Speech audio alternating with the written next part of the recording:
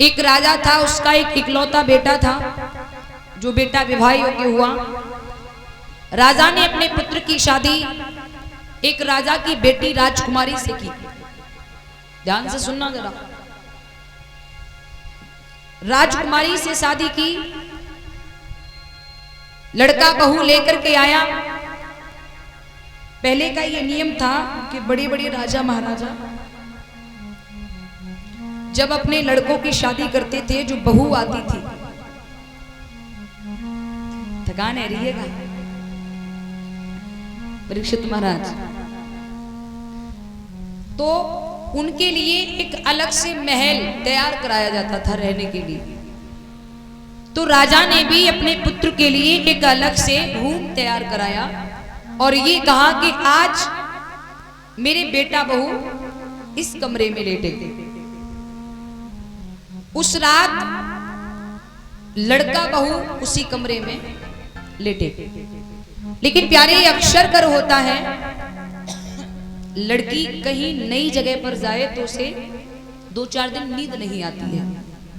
नई जगह पर हम भी जगह जगह जाते हैं तो मुझे भी पहले 1-2 दिन तो अटपटा सा लगता है, लेकिन मैं परख कर लेती हूँ ये इंसान काबिल है, साफ है, सच में भाव है प्रभु के प्रति, फिर तो नो टेंशन होके फैमिली में बिल्कुल मिल जाते हैं। जैसे हम परीक्षित के परिवार में मिल गए। कुछ लोग ये भी कह रहे हैं कि ये जो वक्ता आई है, वो जो बेटी आई है कथा कहने, ये इनकी कोई रिश्तेदार है ना। लेकिन ये क्यों लग रहा है? दूर दूर तक कोई रिश्ता नहीं, कोई जान पहचान नहीं, कोई दूर दूर तक कोई रिश्ता नहीं, लेकिन लग क्यों रहा है? लग इसलिए रहा है कि हम एक दूसरे को समझ गए हैं, प्रेम में मिल गए हैं, इसलिए लोगों को लग रहा है कि ये कोई रिलेशन वाली है, कोई रिश्तेदार है। तो उस रात लड़का बहू उस कमरे में रुके।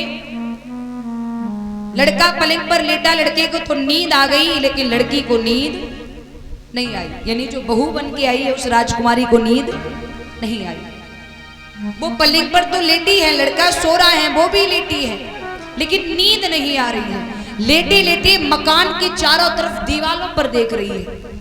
तो क्या देखा उसने कि मकान की चारों तरफ दीवालों पर चोबा गाड़ करके तलवारें टंगी हुई हैं। क्या टंगी है? तलवार। उसके दिमाग में आया ये तलवारें ऐसा तो नहीं हमारे ससुर जी ने ये तलवारें रिटायर करके रख दी हो, या फिर नई है। अच्छा इन्हें देखती हूं। वो उठी और उठ करके उसने उन तलवारों को उतारा, और जब तलवार को उतारा तो हुआ ऐसा, तलवारें थी बिल्कुल नई, तलवारें थी बिल्कुल नई। उसने जैसे ही तलवार ऊपर से उतारी और म्यान से तलवार निकाली, ऊपर से उतार कर म्यान से तलवार निकाली, हुआ ऐसा उसके हाथ से वो तलवार छूट गई, और तलवार उसके हाथ से छूटी और जा करके वो तलवार उस लड़के के गर्दन में लग गई। लड़के की जैसे ही गर्दन में तलवार लगी, पैनी तलवार थी, लड़के के गर्दन में लगते ही लड़का खत्म हो गया। खून की धारा कमरे से बाहर बहने लगी। अब वो अपने पति की लाश पर रुदन करने लगी। सुबह ब्रह्म मुहूर्ति का समय हुआ। पहले बांधी रानी को जगाने आया करती थी। बांधी दौड़कर आई नई रानी को, यानी राजा के पुत्र वधू को जगाने के लिए। उसने क्या देखा कि कमरे से बाहर रक्त बह रहा है, खून बह रहा है। बांधी तुरंत ही भागी लौट करके महाराज के पास पहुंची। महाराज गजब हो गया। बोले क्या हुआ?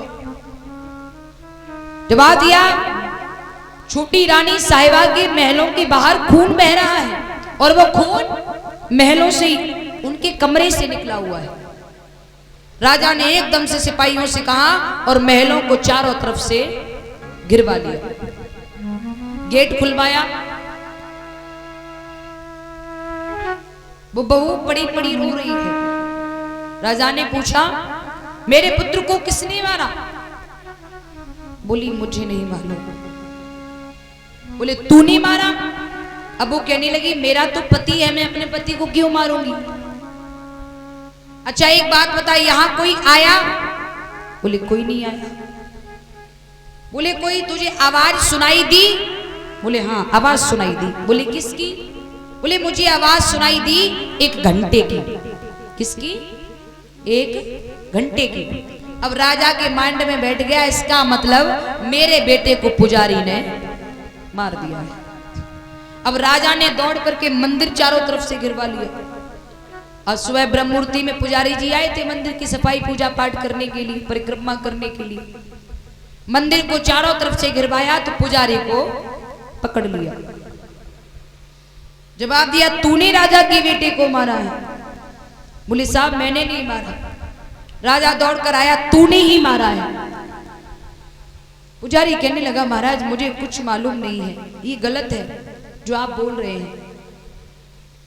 लेकिन राजा होने की वजह से प्रजा वाले भी कह रहे हैं हाँ महाराज, छोटी रानी साहिबा बता रही थी इसी पुजारी ने आपके बेटे को मारा है। राजा ने पुजारी को पकड़ लिया। राजा कहने लगा अगर मैं तुझे जान से मारने का अधिकारी होता तुझे जान से मार देता। मैं तुझे जान से भी मार नहीं सकता और तुझे छोड़ भी सकूंगा नहीं। क्या किया उस राजा ने?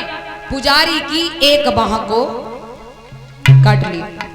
अब पुजारी ने मंदिर छोड़ा, वहां से रोते हुए जंगल की ओर चल दिए और कहते जा रहे हैं कि माधव मैंने बचपन से तुम्हारी सेवा की है, लेकिन तुमने मेरी वहां गवाही क्यों नहीं दी कि मेरा कसूर नहीं है, मैंने राजा के बेटे को नहीं मारा है। पुजारी रोते हुए कहते हुए जा रहे हैं। एक जंगल में पहुंचे, रोते कहते हुए जा रहे हैं। जंगल में एक वृक्ष के नीचे एक ज्योतिषी बैठे थे। एक ज्योतिषी बैठे। ज्योतिषी ने देखा ये तो कोई पुजारी है जिसकी एक बाह कटी हुई है, रक्त बह रहा है। ज्योतिषी ने बुलाया, अरे साहब इधर आइए। पुजारी जी पास में आए। पुजारी पास में आए। ज्योतिषी बोले क्यों रो रहे हो? बोले साहब मैंने बचपन से भगवान की सेवा की, लेकिन मुझे दंड क्या दिया है? राजा के बेटे को मैंने नहीं मारा, पता नहीं राजा के बेटे को किसने मारा, लेकिन राजा ने मुझे ये दंड दे डाला है बिना कसूर के, मेरी कोई गलती नहीं है।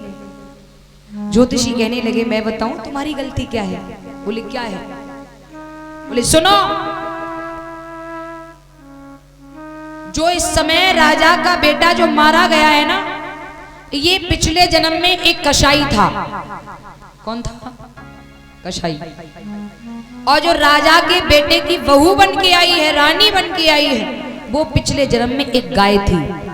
कौन थी? गाय।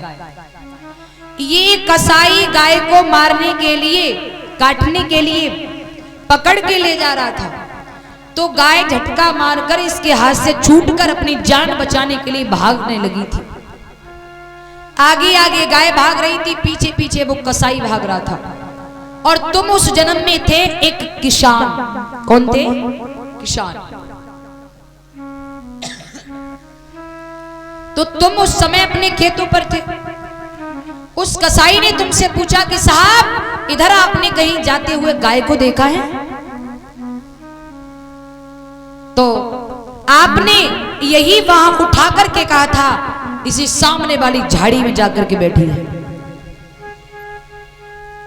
कसाई दौड़ कर गया, गाय के गर्दन में आरा मार दिया। वही गाय आकर के,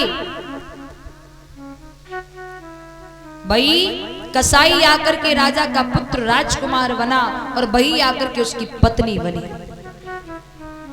और तुम्हारा हाथ इसलिए काटा गया, उस गाय ने तो उस कसाई से बदला लिया क्योंकि पिछले जन्म का प्रारब्ध था उसका। और तुम्हारा बाह इसलिए काटा गया क्योंकि तुमने यही बाह उठा करके इशारा दिया था कि इसी झाड़ी में जाकर के बैठी है। तो प्यारे, प्रारब्ध का फल तो सभी को भोगना पड़ेगा, कर्म का फल तो भोगना पड़ेगा। बोलिए गोविंद भगवान की। इसलिए प्यारे, ऐसी वाणी बोलिए मन का पा, कोई औरन को शीतल करे और आपो शीतल होए। कोशिश करिए हमारी वाणी से, हमारी जिब्या से, हमारे लब्ध से सामने वाले के लिए कोई ऐसा वर्ड ना निकल जाए जिससे उसे पीड़ा हो। सुखदेव जी कहते हैं राजन परीक्षित, आशा नहीं पूर्ण विश्वास है कि तक्षक कुछ नहीं बिगाड़ पाएगा और तुम्हारा मुक्ति द्वार खुल जाएगा।